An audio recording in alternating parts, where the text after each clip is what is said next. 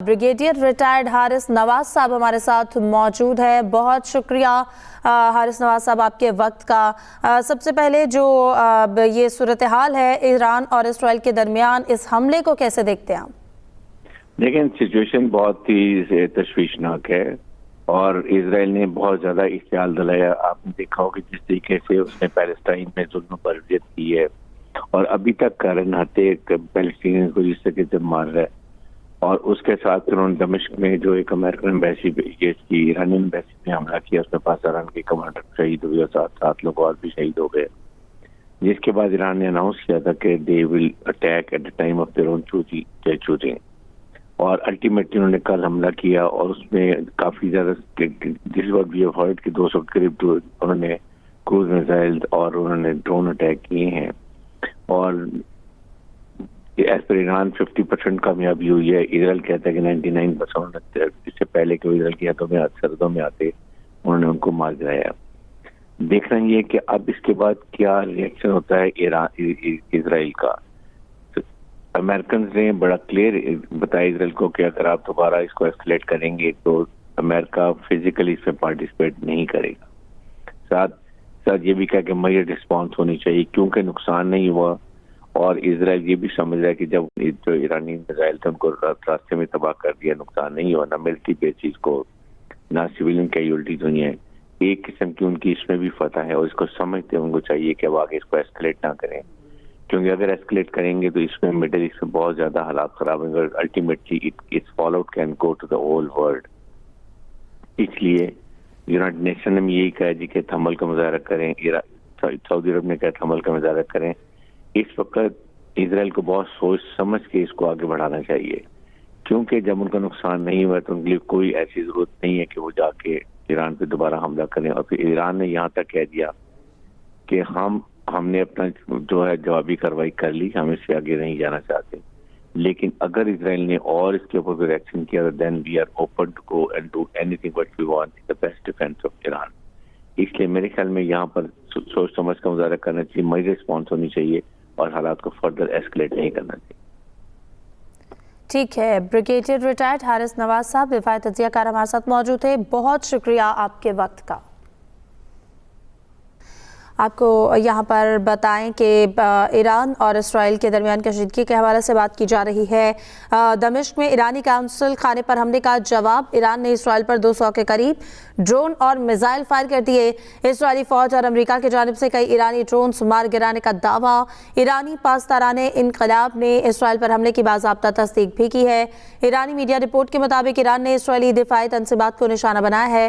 Golan के पहाड़ियों और शाम के करीब इसराइली फौजी ठिकानों को भी निशाना बनाया। ईरानी मीडिया का कहना है कि ईरान इसराइल में 50% अहदाफ को निशाना बनाने में कामयाब रहा। इसराइली फजाई अड्डे को खैबर मिसाइलों से टारगेट किया गया। दूसरी जानब इसराइली फौज ने तस्दीक की है कि ईरान के 200 ड्रोन इसराइली इलाकों तक पहुंचे। इसराइली फौजी तर्जुमान ने कहा है कि ईरानी ड्रोन से जनूबी इसराइल में फौजी अड्डे को नुकसान पहुंचा। अरब मीडिया के मुताबिक यमन के हौसियों और हिजबुल्लाह की जानिब से भी इसराइल पर हमलों में तेजी आ गई है। सीनियर तज्जियाकार मुशाहिद हुसैन साहब हमारे साथ मौजूद हैं। बहुत शुक्रिया मुशाहिद हुसैन साहब आपके वक्त का। सबसे पहले क्या कमेंट करेंगे जो इस वक्त एक टेंशन की सूरत हाल देख रहे हैं ईरान और इसराइल के दरमियान?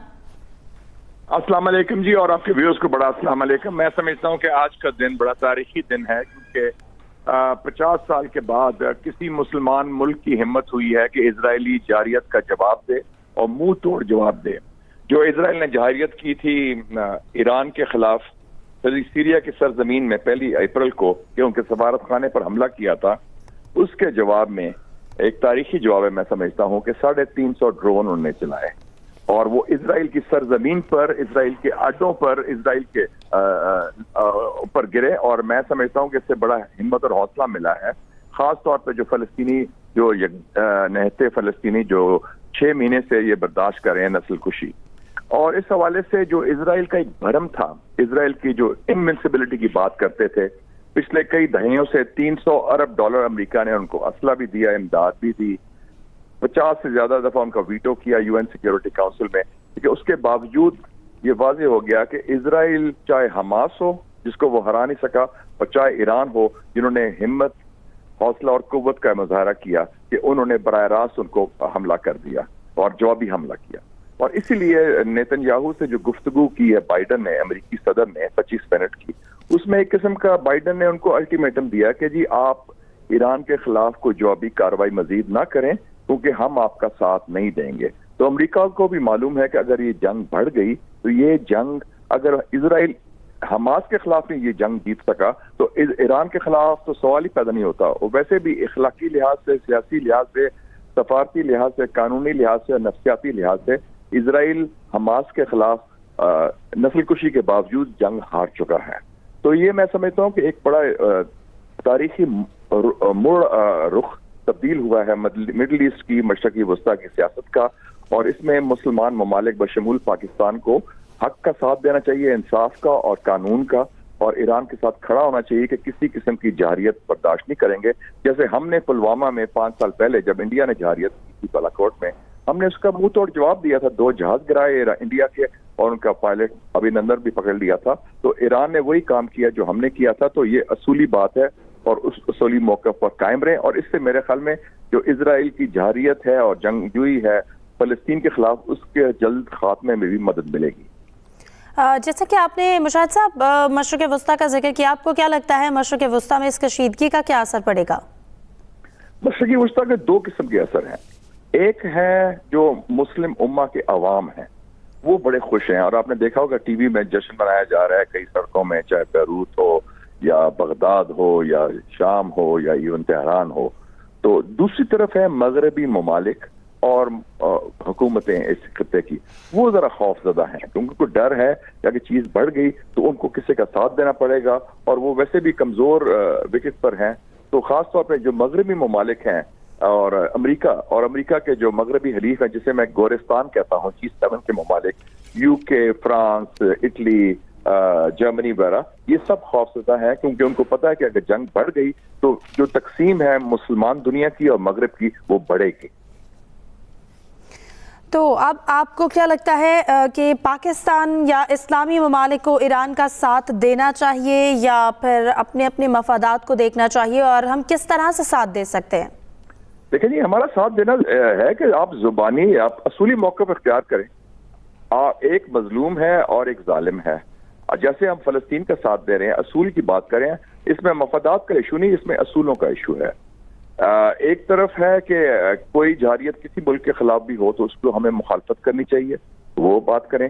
دوسری بات ہے UN سیکیورٹی کاؤنسل میں لے کے جائیں کہ یہ سیز فائر کرائیں غازہ کے ساتھ, کیونکہ جو جڑ ہے موجودہ کشیدگی کی اور مسئلے کی وہ تو ایران نہیں, وہ تو فلسطین ہے, اور وہ ہے غازہ میں جو ایک نسل کشی 6 مہینے سے جاری ہے جس میں اسرائیل کی مدد مکمل طور پر مغربی ممالک کر رہے ہیں. اس کا خاتمہ وہ اس کو روکنا چاہیے.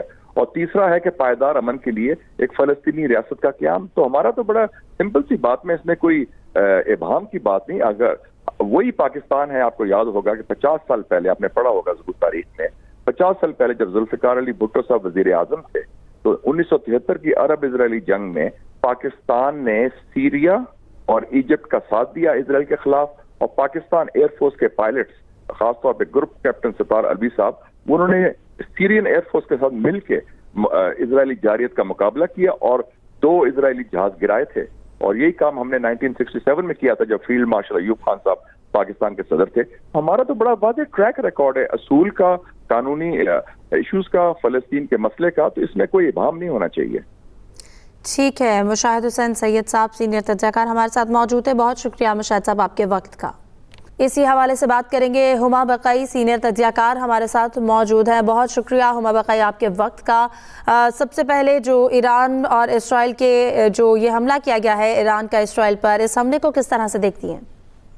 دیکھیے, یہ حملہ تو ایکسپیکٹڈ تھا, اور جو پیریفرل چینلز ہیں اس پہ یہ بات ہو رہی تھی کہ ایران کسی بھی وقت جو ڈیماسکس میں ہوا تھا اس کا بدلہ لے گا, کیونکہ ہم نے ماضی میں بھی دیکھا ہے کہ ایران وائلیشن آف اس کو ان رسپونڈڈ نہیں چھوڑتا, اور ایران کی طرف سے یہی کہا جا رہا ہے کہ جو آپ نے کیا اس کی ہم نے ریڈ لائن ڈرا کی اور اب اٹ از کنکلوسیو, اسے مزید نہیں بڑھنا چاہیے.